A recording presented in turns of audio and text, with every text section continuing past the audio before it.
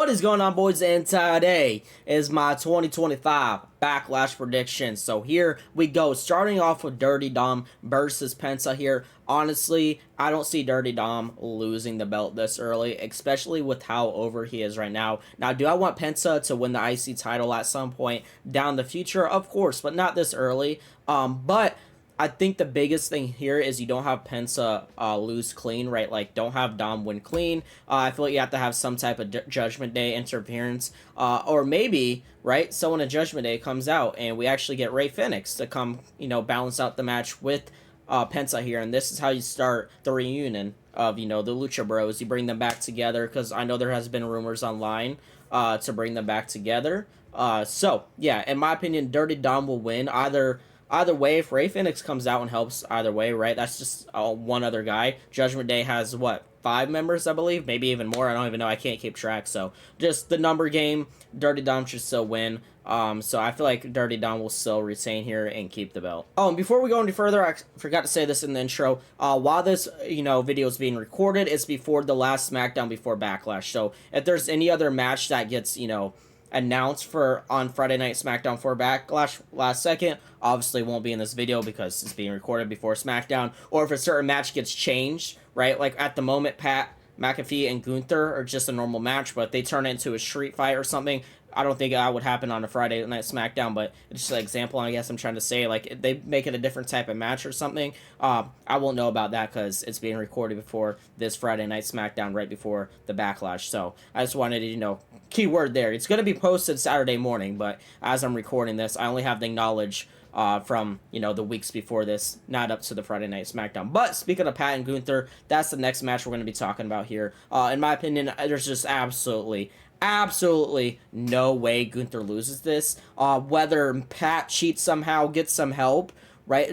It doesn't matter. It would literally, not even joking, end Gunther's career, right? I mean, if we know when Gunther got moved up to the main roster, he was one of the greatest IC champs of all time. His IC title reign will always be forever iconic. But obviously his World Heavyweight Championship reign didn't live up to the IC title reign. Now, I don't hate it as much as everybody else. I still enjoyed a lot of the matches, especially like Randy versus Gunther and stuff. But yeah, I guess you could say Gunther didn't have that aura he did in the IC title reign. And if you have a bad World Heavyweight Championship reign and lose to Pat, a commentator at the moment, I know he can wrestle, but he's still a commentator. I'm sorry, it absolutely is end his career. I love Pat, but Gunther needs this win, so I'm going Gunther here. And our only girl match on the Backlash card, unfortunately, but it's also a really banger match here. Lyra Valkyria versus Becky Lynch for the women's IC title belt here. I've been wanting to see this match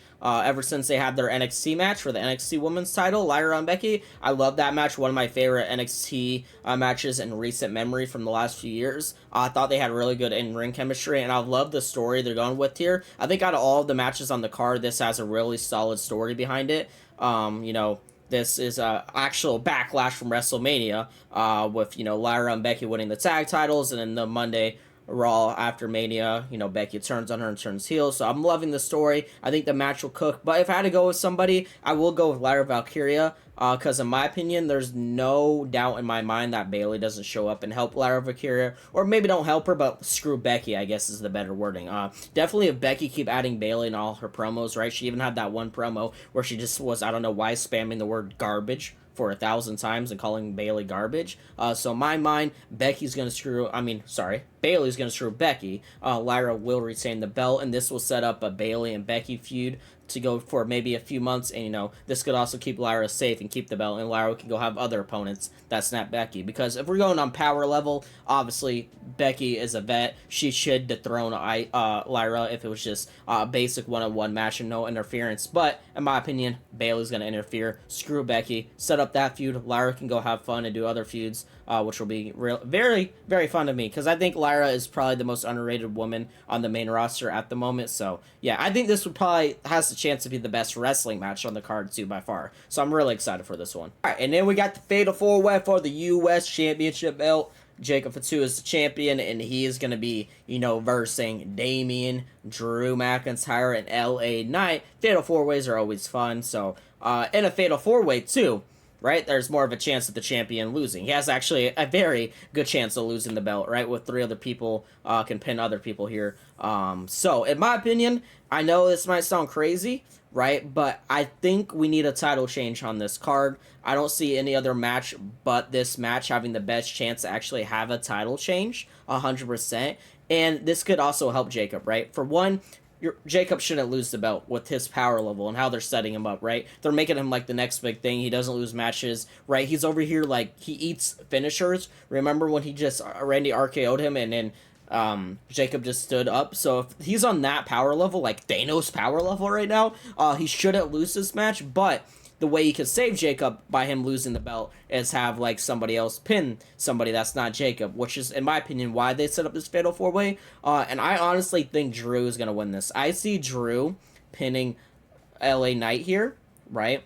Because this is what I'm thinking. I think Drew pins LA Knight, and this is how you set up the Drew and LA Knight feud. Because, you know, obviously LA Knight's going to be mad. I'm sure, in my opinion, this is how I see the SmackDown after Backlash going. Drew is the new US champion. He pins LA Knight. He comes out, does a promo, pretty much just roasting LA Knight like he does, you know, the heel Drew McIntyre, always roasting people. And then LA Knight, he comes out, LA Knight's not going to like the disrespect. You know how LA Knight is. And this is when we get a one-on-one Drew versus LA Knight match at the next PLE or maybe just a random SmackDown. But I do think Drew will win the belt. I know they also talked about wanting Drew to be in like the World Heavyweight Championship title picture and maybe even the Universal Championship belt or whatever.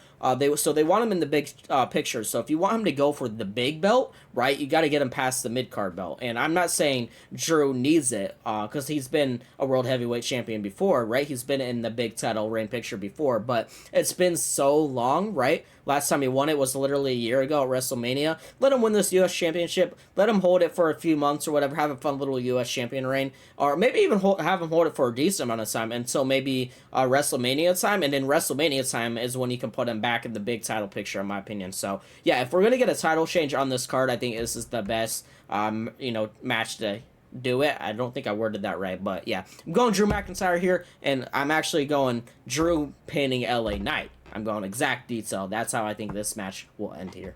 And of course, we have the main event itself. The match that everyone's waiting for. One of the most iconic feuds in WWE history, if not the most iconic. John Cena versus Randy Orton. Now, here's the thing. I feel like John won't lose the belt, right? Like I said, I don't see a title change happening on this card unless it's the Fatal 4-Way. Obviously, this is John's first title defense as well. I think they want to keep John, they want John to have a title reign on his retirement tour, right? So he will defeat Randy. And I honestly think it's going to be clean. I know a lot of people are predicting like Travis Scott coming back out. Maybe The Rock can redeem himself and come back since he didn't want to show up at WrestleMania. But honestly, I think they will have John Cena. I guess the clean isn't the right word. I think he will cheat in some way. Whether, I don't know if you use a weapon when the ref isn't looking or poking the eyes, but I guess the better way to say is I don't see anybody actually helping John Cena. I think if they want this John Cena reign to be fun, they can't just have somebody come out and help him every time, whether he's a heel or not, right? If you just have like Travis Scott spawn every time for a John Cena match and save him, it's going to get repetitive, it's going to get predictable, and it's going to get boring. So I don't see that happening, and definitely with it being the last time we'll probably ever see John and Randy, because they're advertising this as one last time. So unless they're just lying to us and they do a rematch, it's a 90% chance this is the last time we'll ever see John Cena versus Randy Orton in the ring. So you can't have this match end in a Travis Scott interference, right? I think we were all really already mad enough with the Cody and John match ending like this. Now they can save that by having Cody come back and verse John at the end of his retirement tour, but you can't really save it this one if Randy and John Cena are never going to verse again. You know what I mean? So, yeah, I think John Cena will retain here. He's going to move on to one of the more, another iconic feud, whether that's AJ Styles, whether that's CM Punk. He's going to move on. Like, he doesn't have that much time, right? After this match, I believe he'll have 23 or 24 dates left, one of those two. So, doesn't have much dates left. We can't have him have 5 matches with Randy or anything. It's just going to be one and done. John Cena wins here. He's going to retain. That's going to be the ending. But yeah, I'm excited for this card, honestly. And it's hard for me to be excited for Backlash cards, right? Because it just feels like a filler event. Which it is. It is a filler event. Right? That's the whole point, right? It's just That's why it's called Backlash. It's just the backlash of after WrestleMania, the PLE post WrestleMania. But you can't expect the event after WrestleMania to be a 10 out of 10 event. But honestly, this has a chance to be a 10 out of 10 event if they do the right winners and the wrestling matches are really good. So I'm excited. Obviously, we're all excited for John and Randy one last time. So yeah, hopefully it's a good match, right? Because obviously the John and Cody match wasn't the great wrestling match. So hopefully John Cena, pulls out some crazy moves in this. But yeah, hope you all enjoyed. This is my 2025 Backlash predictions, and I'm gonna catch y'all in the next one.